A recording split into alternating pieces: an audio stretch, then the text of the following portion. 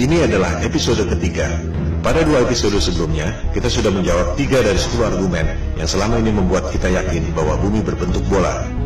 Pada episode ini, kita akan membahas topik nomor 4 dan 5, yaitu soal teori bumi mengelilingi matahari dan gravitasi Newton yang merupakan landasan dari seluruh dogma sains modern.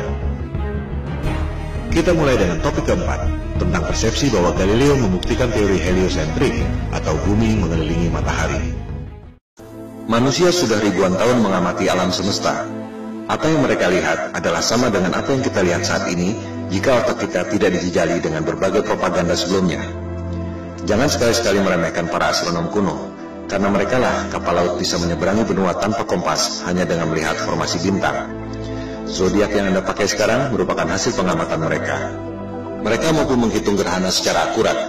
Jika Anda melihat situs resmi NASA, perhitungan astronom kuno masih digunakan sampai sekarang. Mereka mampu menghitung pergerakan bintang selama 25.000 tahun yang disebut sebagai The Great Platonic Year. NASA pun masih menggunakannya sampai sekarang.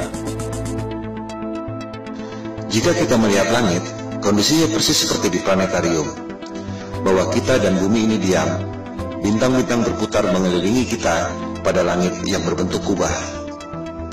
Semua bintang berputar, kecuali satu yang posisinya tak pernah berubah, yakni bintang utara atau North Star. Para astronom kuno memandang bahwa bintang utara terletak pada titik puncak yang merupakan poros kubah.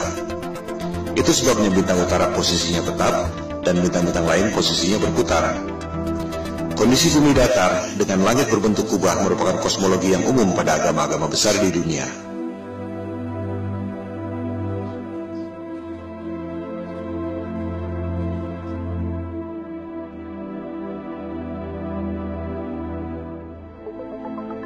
Yang tak banyak diketahui orang adalah peta standar dunia sebelum berdirinya NASA tahun 1958 adalah peta bumi datar.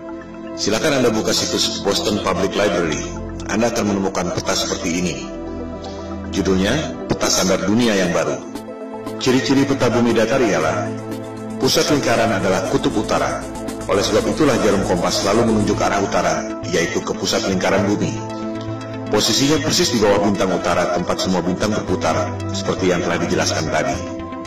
Pulau-pulau dan benua-benua tersebar mengelilingi pusat lingkaran, yakni kutub utara. Sehingga, jika kita terbang dari barat ke timur, akan kembali ke tempat semula di barat, sesuai arah jarum kompas yang selalu menunjuk arah utara, yakni pusat lingkaran bumi. Bagian terluar adalah Antartika, tembok es yang mengelilingi bumi. Jika peta itu di zoom, tulisannya adalah lingkaran Antartika. Tak ada kutub selatan pada peta bumi datar.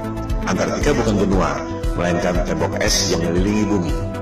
Boston Public Library itu masih menyimpan arsip peta-peta bumi datar yang merupakan peta standar dunia sebelum NASA didirikan tahun 1958. Antartika bukan benua.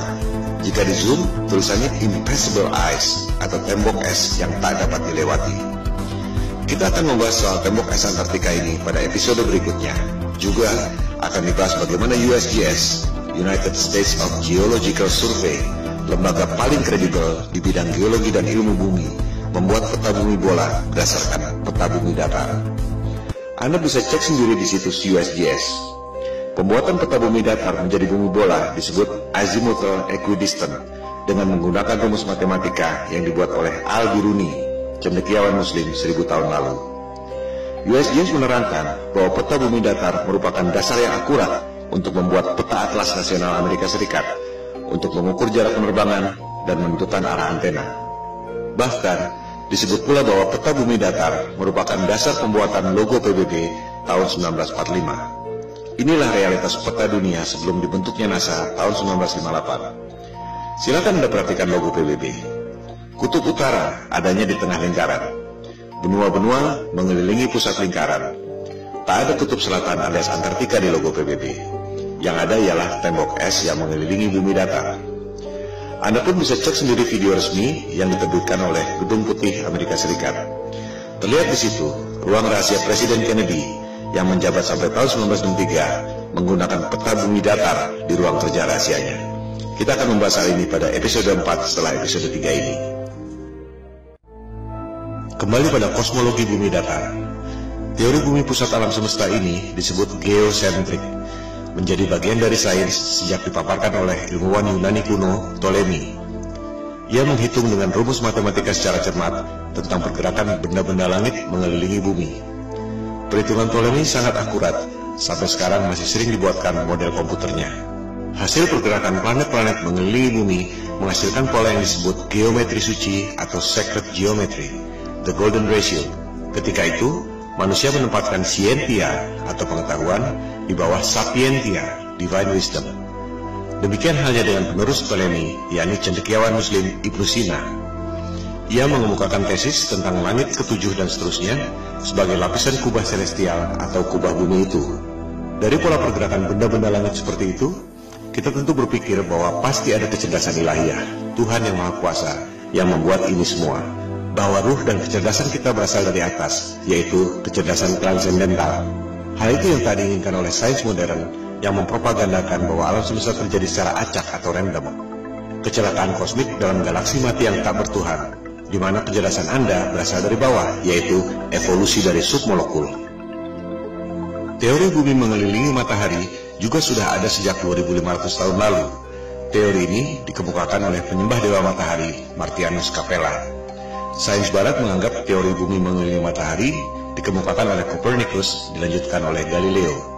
Padahal, Copernicus dalam bukunya mengatakan bahwa ia sangat dipengaruhi oleh Martianus Capella, tokoh pagan alias musyrik penyembah dewa matahari yang hidup 2000 tahun sebelumnya. Kebanyakan orang berpikir bahwa Galileo membuktikan teori bumi mengelilingi matahari. Seolah Galileo dihukum oleh otoritas agama karena mengatakan kebenaran, bahwa agama adalah korup, saintis adalah pahlawan. Padahal yang terjadi justru sebaliknya. Silakan Anda cek buku The Genesis of Science yang sudah dirangkum pada Wikipedia.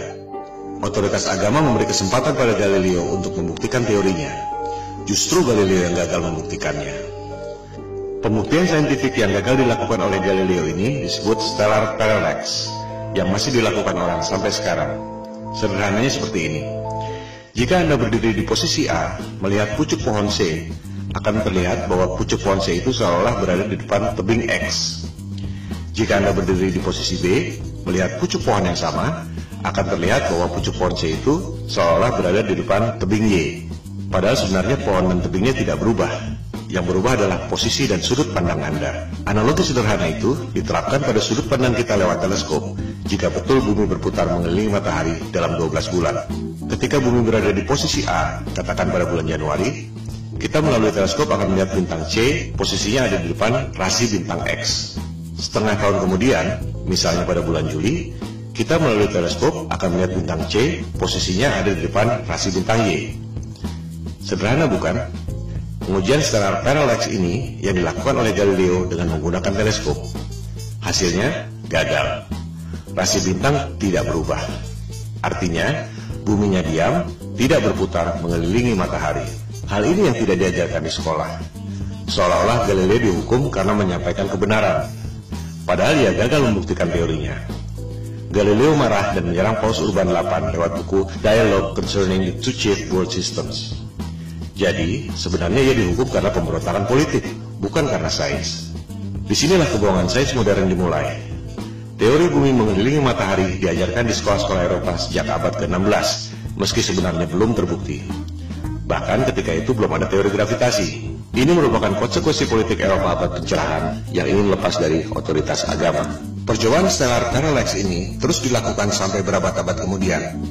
Terakhir dilakukan oleh NASA dan Harvard University. Silakan Anda cek, hasilnya ada di perpustakaan Harvard University.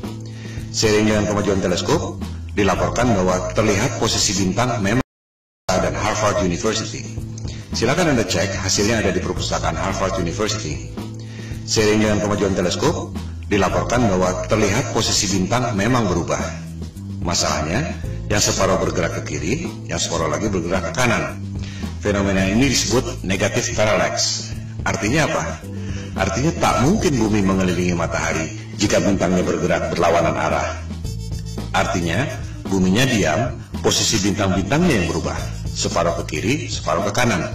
Ini hanya mungkin terjadi jika kubah celestialnya, alias langitnya, ada berlapis, seperti yang dikemukakan oleh Ibnu Sina tadi. Kesimpulannya, persepsi bahwa Galileo membuktikan teori bumi mengelilingi matahari adalah salah besar. Pertama, Galileo gagal membuktikan teorinya, di mana rasi bintang atau stellar parallax tidak berubah. Kedua, sampai zaman modern pun, NASA dan Harvard University tak berhasil membuktikan stellar parallax. Yang ada justru negatif parallax, separuh rasi ke kiri, separuh rasi ke kanan. Dengan demikian, terbukti bahwa teori bumi mengelilingi matahari yang dikemukakan oleh Copernicus dan Galileo yang diajarkan di sekolah-sekolah seluruh dunia dan merupakan indoktrinasi ke otak kita semua adalah kebohongan sains modern.